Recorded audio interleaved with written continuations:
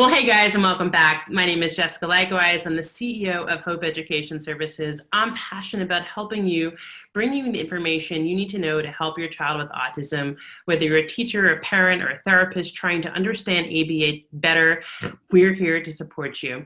This video is part of a special series called ABA Terms Defined, where we take ABA terms, we break them down, we show you how to use them in a practical, applicable way to make sure stuff goes from the textbook to being useful to help a child.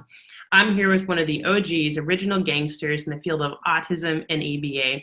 He has over 40 years of experience. He's been featured in journals. He has books out.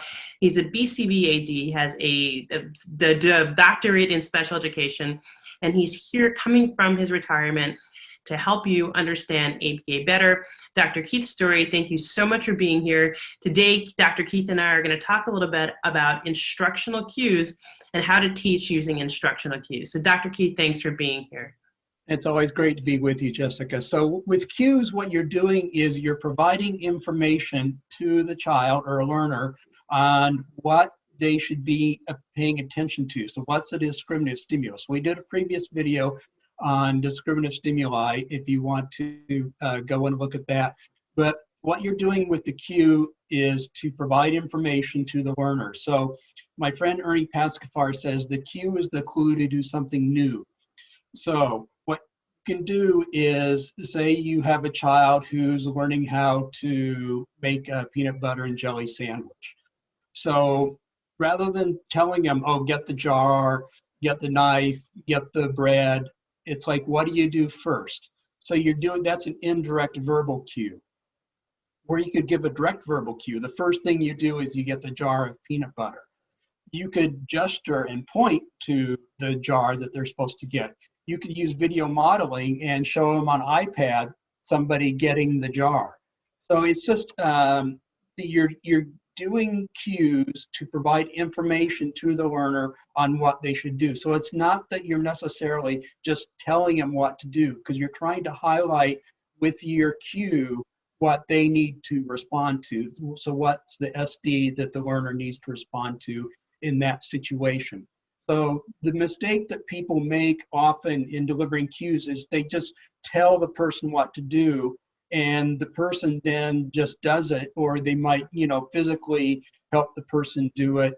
But the person's doing it, but they're not understanding what the SD is that they need to respond to in that situation. So when you're not there to teach them, they're unable to do the task on their own because they're prompt dependent on you to tell them, rather than when the natural SD is present, that they respond to it in an appropriate way.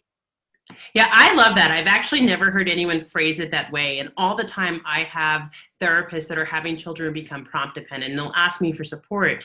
And we'll talk about the fact that, okay, well, the child is just waiting for you to show them how to respond.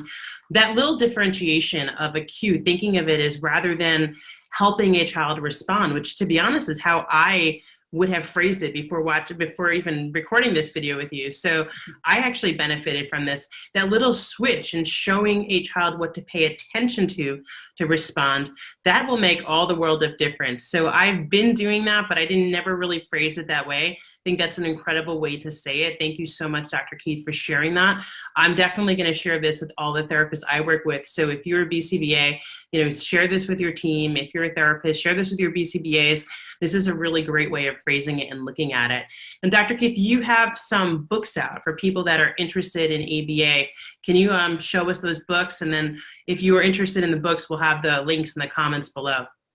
Well, I'll just show you one today. It's on systematic instruction for students and adults with disabilities. So it walks you systematically through how to deliver cues and prompts and good teaching methods, like how to do a task analysis, how to do error correction, how to provide positive reinforcement, and so on. And we tried to write it for practitioners rather than other academics. So that would be a good book if you're interested in learning more on this topic. Awesome. So definitely check out that book. If you're interested in learning more about ABA, also like and subscribe to this channel. We're going to be making more videos just like this. And we also have some exciting news that's going to be coming soon. If you have a question that you want us to answer, head over to my website, hopeeducationservices.com. There's a form right on the website. Just drop in your name, drop in your email, drop your question in, and we'll make a video for you. Thanks so much, Dr. Keith, for being here, and I look forward to making another video with you.